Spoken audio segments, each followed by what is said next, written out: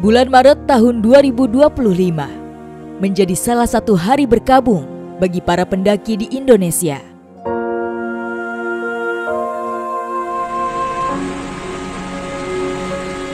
Dua tokoh Serikandi pendaki berpengalaman, Elsa Laksono dan Lili Wijayanti, menjadi korban ekstrimnya pendakian menuju puncak Kartens di Pegunungan Jayawijaya, Papua Tengah.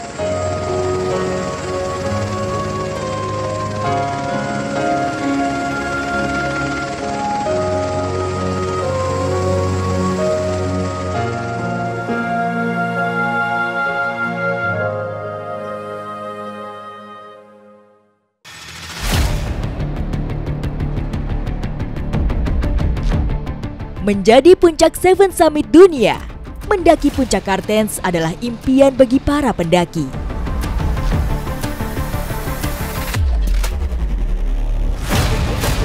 Posisi Kartens sebagai puncak paling rendah dari 7 titik tertinggi di dunia justru menjadi salah satu jalur pendakian tersulit. Untuk mencapai puncak Kartens, para pendaki harus lebih dulu memanjat tebing batu setinggi 600 meter.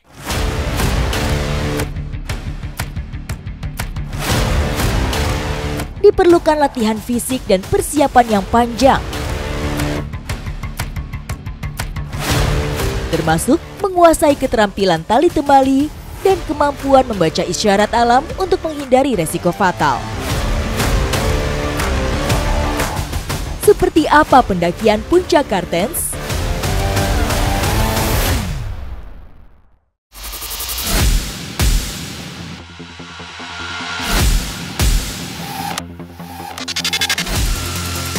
Tim Jejak Petualang pernah melakukan pendakian di puncak tertinggi Oceania ini. Daya tarik Pegunungan Jayawijaya tidak hanya sebagai satu dari 7 puncak tertinggi di dunia. Di pegunungan ini juga terdapat salju abadi sebagai satu-satunya yang tersisa di jalur Khatulistiwa.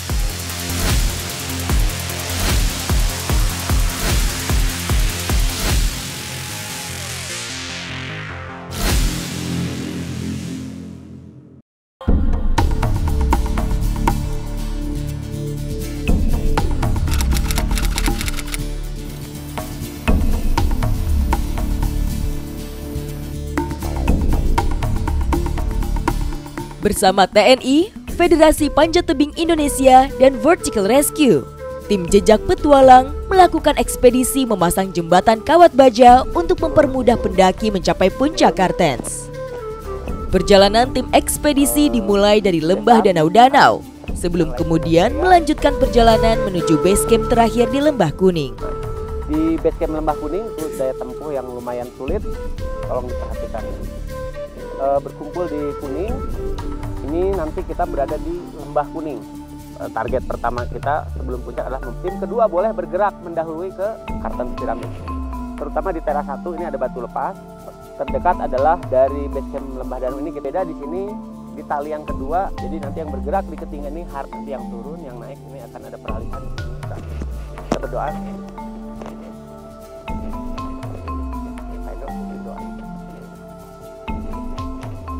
Berdoa menurut anggapan dan kepercayaan masing-masing. Berdoa mulai. Selesai. Satukan semangat kita. JP Ekspedisi.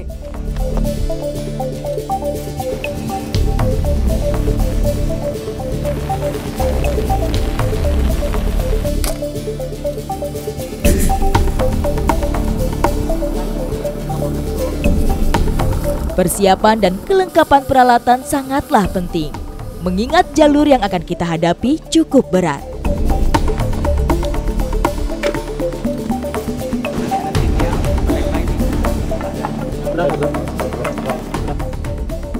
Ini tim yang bergerak duluan, tim yang paling berat karena mereka harus jalan sampai ke Lembah Kuning, bikin base camp di sana, kemudian lanjut lagi bawa barang-barang berat nih.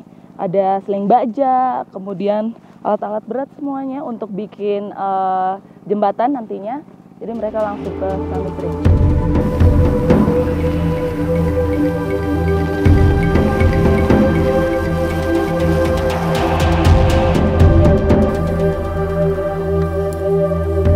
Tim pertama berangkat dengan membawa alat-alat yang akan digunakan untuk pembuatan jembatan di jalur pendakian tebing Summit Ridge.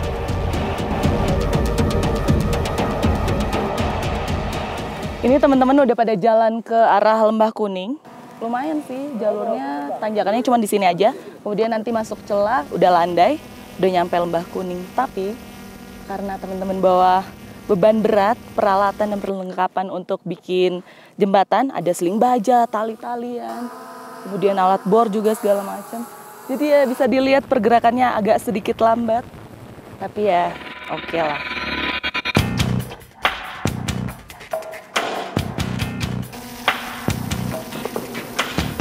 Teriknya sinar matahari seakan tidak terasa karena dinginnya angin yang berhembus di sepanjang perjalanan. Trek yang kami lalui didominasi batuan-batuan lepas. Saya pun harus berhati-hati saat melangkah. Oksigen yang tipis membuat pendaki lebih mudah lelah. Saya pun harus berhenti beberapa kali untuk mengisi rongga paru-paru ini dengan udara.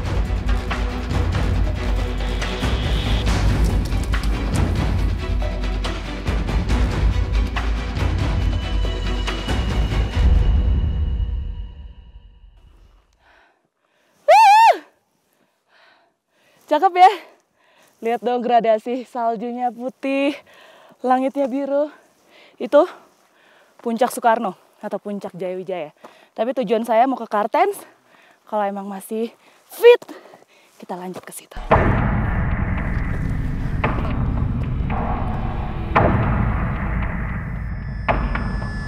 Walaupun masih jauh dari Puncak Kartens, tapi keindahan di sepanjang perjalanan ini membuat saya lupa dengan rasa lelah yang mulai mendera.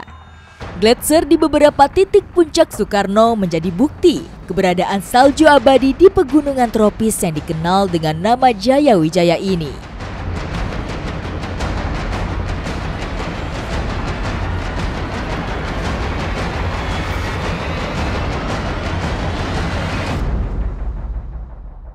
Yang ada gundukan terus ada celah gitu, itu namanya New Zealand Pass. Jadi berpuluh-puluh tahun lalu ada tim dari New Zealand, mereka pengen ke Kartens, berkali-kali nggak nyampe-nyampe juga, nggak dapat jalurnya, baru dapat lewat situ tuh, makanya dinamain New Zealand Pass. Sekarang masyarakat kalau misalnya pendaki juga, kalau lewat Sugapa, Ilaga, itu butuh waktu sekitar 5-6 hari, baru sampai di base camp danau-danau, belum sampai ke puncak.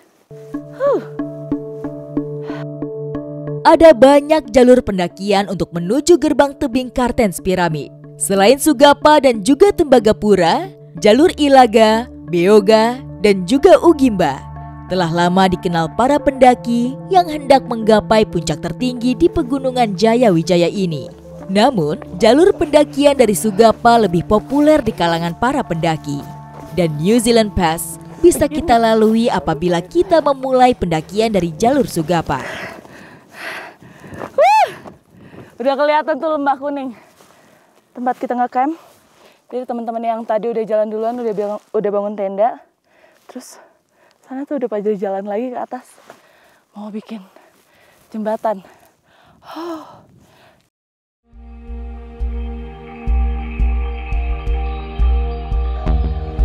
Untuk memastikan jalur pemanjatan esok hari, tim survei melakukan pengecekan tali yang sudah terpasang pada jalur menuju puncak.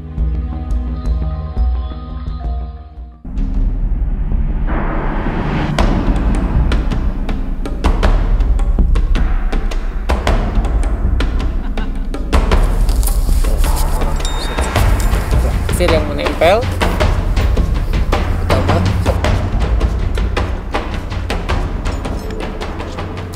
Ini tim kedua udah mulai jalan.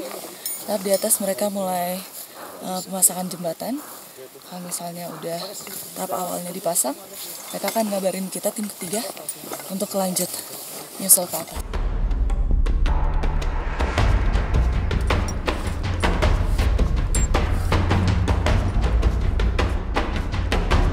Untuk mencegah antrian yang cukup lama saat proses memanjat tebing, kami dibagi menjadi 2 tim dengan rentang waktu berjarak 1 jam. Tadi tim kedua udah naik, bentar lagi kita naik karena mereka udah kelihatan tuh di atas. Tinggal nunggu aba-aba aja naik. Jadi ini nih, karena Kartens Pyramid ini jalurnya, medannya sangat teknikal, jadi kita harus pakai alat pengaman. Kita juga saling cek satu sama lain, jadi nggak terburu-buru, semuanya aman. Setelah tim pertama sampai di tengah perjalanan, kami pun bersiap memasang harness dan mengecek ulang jumar dan memastikan semua perlengkapan berfungsi dengan baik.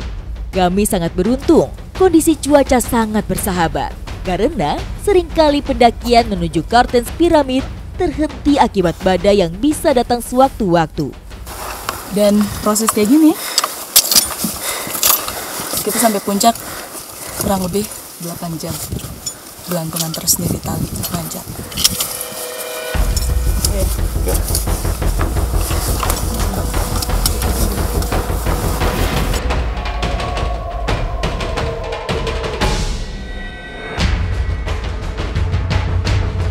Hamparan tebing yang menjulang setinggi lebih dari 500 meter menjadi sebuah tantangan terbesar bagi saya dan tim untuk bisa sampai di puncak.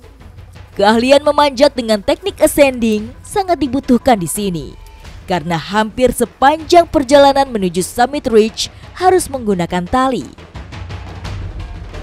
Teknik ini menggunakan alat mekanik single roof technique atau SRT untuk menambah ketinggian dan berfungsi menjepit tali agar tak bisa bergeser ke bawah. Dari 7 puncak gunung tertinggi di dunia, hanya Kartens Pyramid saja yang membutuhkan keahlian memanjat menggunakan tali untuk sampai ke puncaknya.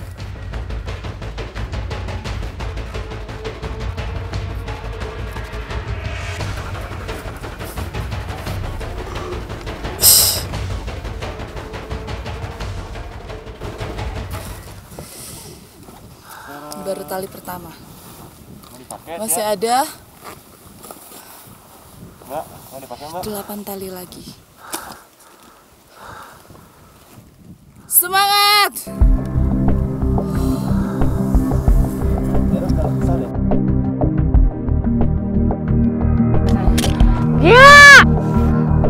Kemampuan menggunakan ascender atau jumar sangatlah penting. Karena alat inilah yang menjadi salah satu standar safety selama proses climbing. Selain kesiapan fisik, tingkat konsentrasi kita akan sangat diuji saat harus bergerak menempel pada tebing dan mengikuti jalur tali.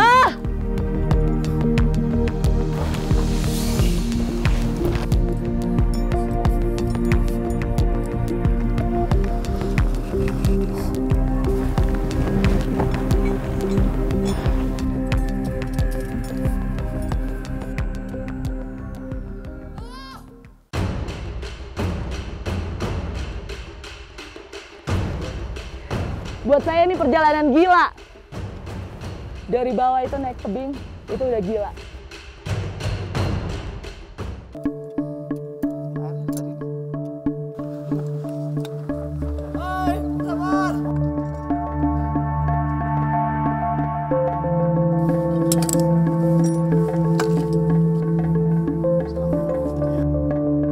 Salah satu tujuan tim ekspedisi puncak Gunung Kartens Pyramid adalah membangun jembatan tertinggi di Indonesia untuk lebih memudahkan para pendaki melintasi jalur patahan tebing di Summit Ridge.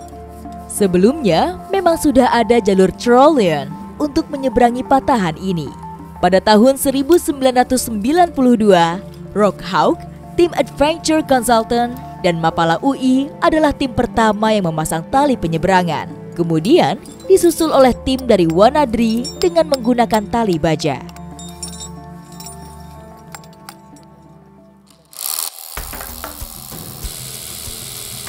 Pemasangan bolt hanger atau pengaman tetap dan rock bolt atau baut tebing pada permukaan batu yang dilubangi dengan bor dilakukan dengan penuh perhitungan dan kehati-hatian. Kartens Pyramid dan pegunungan-pegunungan tengah pada umumnya didominasi jenis batuan gamping limestone dan terdapat formasi karst paling tua.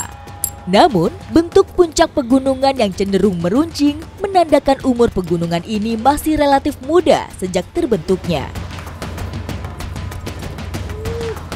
Permukaan bumi yang dulunya lautan terdorong ke atas akibat interaksi lempeng Pasifik dan Australia. Pergeseran kerak bumi ini terjadi sejak ratusan ribu tahun yang lalu.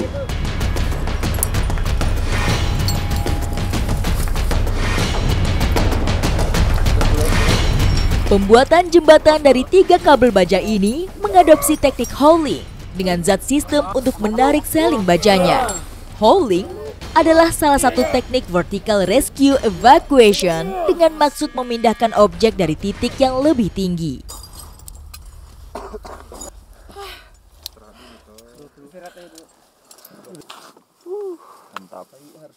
Pencapaian saya dan teman-teman kali ini bukan hanya menuju puncak, tapi kami ingin mempersembahkan jembatan pada dunia.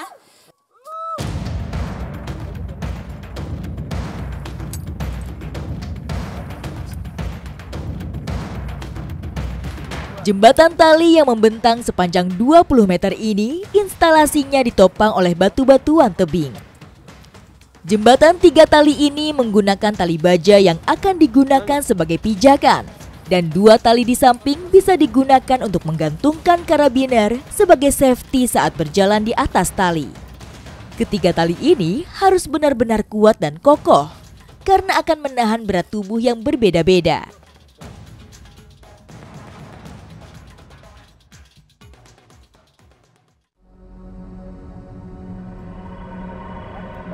Sementara sebagian tim membangun jembatan, saya dengan beberapa orang dari tim ekspedisi akan melanjutkan perjalanan menuju puncak Garden Pyramid. Sungguh luar biasa. Ini benar-benar pengalaman yang sangat seru dan juga menegangkan. Jantung saya tak berhenti berdebar. Melintas patahan di antara 2 tebing berjarak 20 meter ini merupakan bagian paling menegangkan. Karena kita harus melakukan Tyrolean Traverse, menyeberang menggantung pada seutas tali. Membutuhkan adrenalin yang sangat tinggi untuk melakukan ini, karena di bawah ini adalah jurang sedalam lebih dari 500 meter.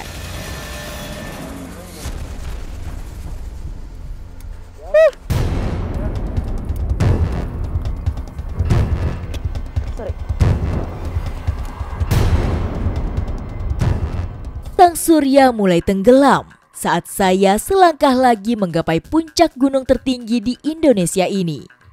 Rasa lelah yang mendera tubuh tidak menjadi hambatan karena semangat yang menggelora dan rasa antusias yang tiada duanya. Ketika bernafas pun sulit karena oksigen yang semakin tipis. Kaki ini tak henti melangkah karena puncak sudah di depan mata.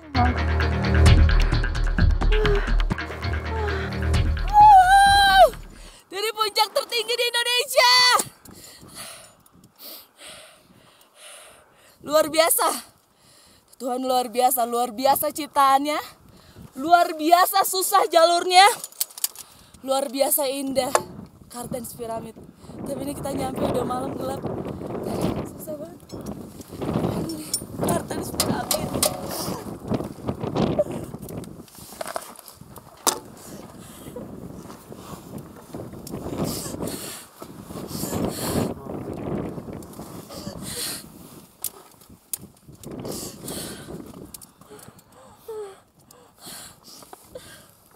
Ini jalurnya susah banget, tapi salut buat teman-teman semangatnya. Juara, mantap Pak. Iya tuh.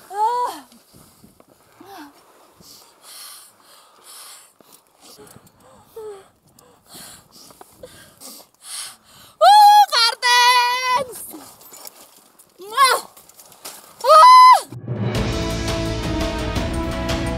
Karena di balik keindahan dan kemegahan puncak-puncak dunia, terdapat kisah perjuangan yang luar biasa.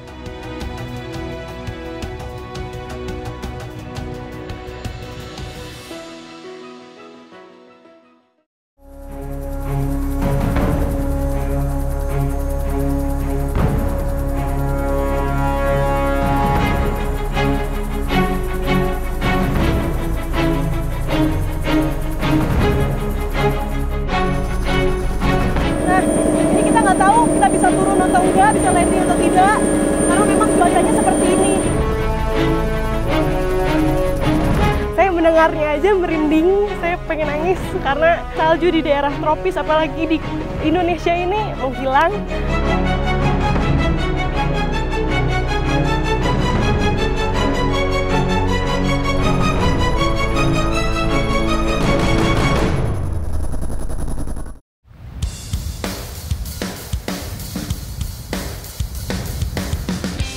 Daya tarik Pegunungan Jayawijaya tidak hanya sebagai satu dari 7 puncak tertinggi di dunia. Di pegunungan ini juga terdapat salju abadi sebagai satu-satunya yang tersisa di jalur Khatulistiwa. Tim Jejak Petualang berkesempatan melakukan monitoring kondisi salju abadi dari 3 puncak pegunungan tertinggi di Indonesia. Nah, ini saya sudah bersama dengan Pak Najib dari BMKG untuk nantinya kita akan pemantauan di Gletser, tepatnya di Puncak Sumantri. Nah, ini sekarang helinya sudah datang, nanti Pak Najib akan naik untuk memulai pengecekannya, dimulai dari pengecekan pipa yang memang sudah dipasang dari tahun 2010 untuk memastikan seberapa besar salju yang sudah menipis. Tetap ikuti jejak saya, Jejak Petualang!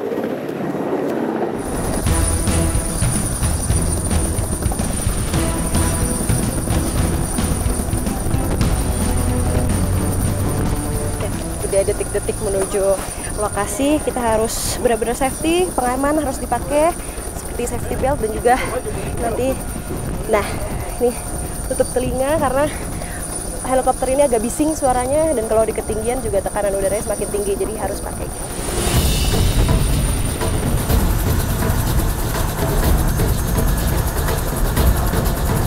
Bukan perkara mudah untuk melihat langsung salju abadi di Puncak Jaya. Medan ekstrim dan cuaca yang bisa berubah setiap saat jadi tantangan utama.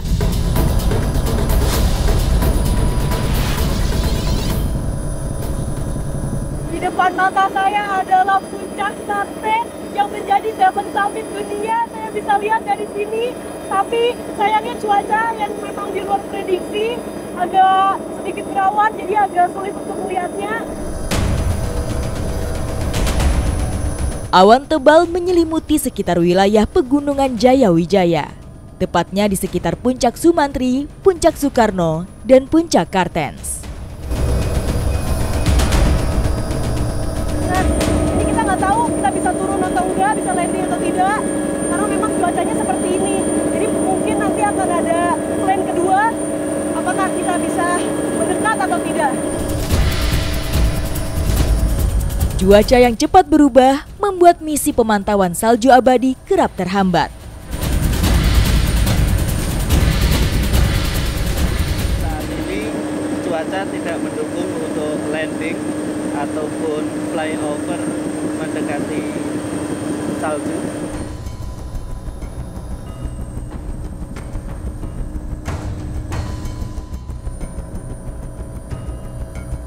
Ketiga puncak gunung es yang berada di daerah tropis seperti Puncak Kilimanjaro di Tanzania, Afrika, Korikalis di Pegunungan Andes, Peru, dan Puncak Jaya, Indonesia terus mengalami penyusutan tiap tahun. Bahkan, salju abadi di Kilimanjaro dan Korikalis saat ini telah hilang. Hal ini terjadi karena es yang terdapat di wilayah tropis lebih sensitif terhadap pemanasan global dan perubahan iklim. Terkait perubahan iklim di Pegunungan Jayawijaya, pada 2010 telah dilakukan penelitian oleh tim BMKG, Universitas Negeri Ohio, dan LDEO atau Lembaga Riset di Universitas Columbia. Kegiatan yang dilakukan adalah ice core drilling.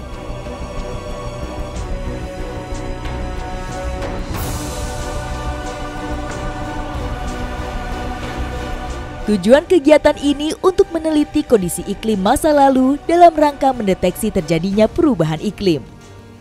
Tim melakukan penelitian di puncak pegunungan selama 2 minggu dengan membawa berbagai perlengkapan. Salah satu yang terpenting adalah lemari pendingin agar sampel es yang diambil tidak mencair. Sampel es kemudian dibawa ke Universitas Negeri di Amerika Serikat untuk diteliti kandungan isotop oksigen dan unsur lainnya.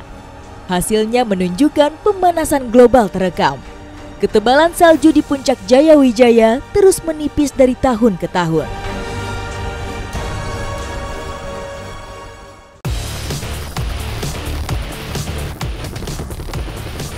Saya bisa melihat di sini saljunya memang masih tebal, tapi di beberapa titik masih banyak.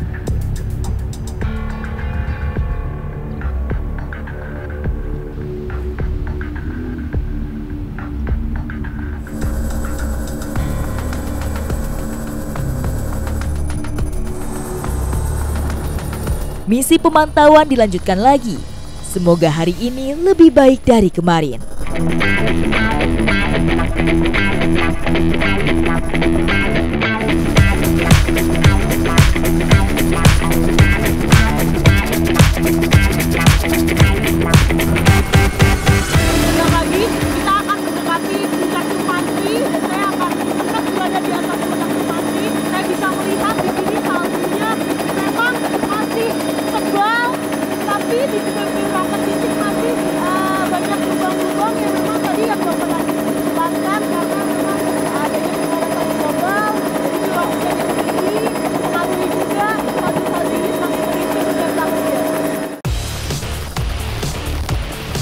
Walaupun cuaca cerah, namun pemantauan di hari kedua ini kita tetap tidak bisa mendarat dikarenakan angin yang terlalu kencang di lokasi pendaratan.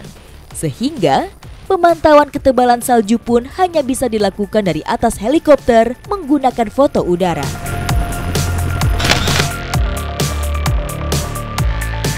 Jadi memang dulunya puncak ini akan glasgow, tapi sekarang memang sudah benar-benar menipis dan banyak sekali kita bisa lihat bebatuan yang terlihat itu adalah bekas salju yang memang dari tahun lalu bahkan tahun yang lama itu sudah menghilang.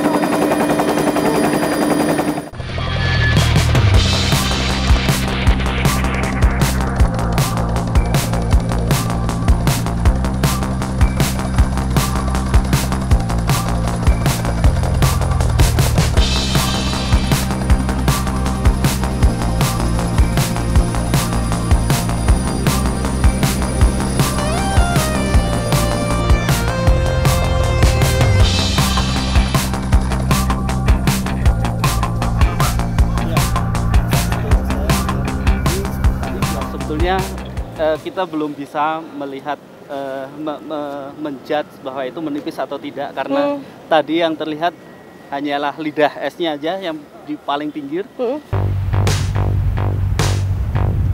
Ketebalan es di tahun 2010 sekitar 30 meter, sedangkan di tahun 2016 tinggal 20 meter. Di tahun 2017 tidak dilakukan pemantauan karena alasan keamanan kala itu. Dan di tahun 2018 belum berhasil mendarat karena alasan cuaca. Namun, dengan memasukkan model-model iklim, dapat diprediksi sekitar 2026 salju di puncak pegunungan Jayawijaya akan hilang. Saya mendengarnya aja merinding, saya pengen nangis karena salju di daerah tropis apalagi di Indonesia ini menghilang karena pemanasan global. Untuk menanggulangi itu, kalau menurut Bapak Najib itu bagaimana? Itu harusnya secara menyeluruh, tidak hanya di Indonesia tapi seluruh dunia harus ada komitmen untuk mereduksi atau mengurangi penggunaan bahan bakar fosil terutama. Karena bahan bakar fosil yang kita gunakan tiap hari itu mengeluarkan gas CO. Faktor cuaca memang menjadi salah satu faktor penting yang mendukung kelancaran kegiatan pemantauan ini. Semoga saya dan tim memiliki kesempatan lagi untuk melakukan pemantauan gletser di lain waktu. Ikuti jejak saya, Jejak Petualang.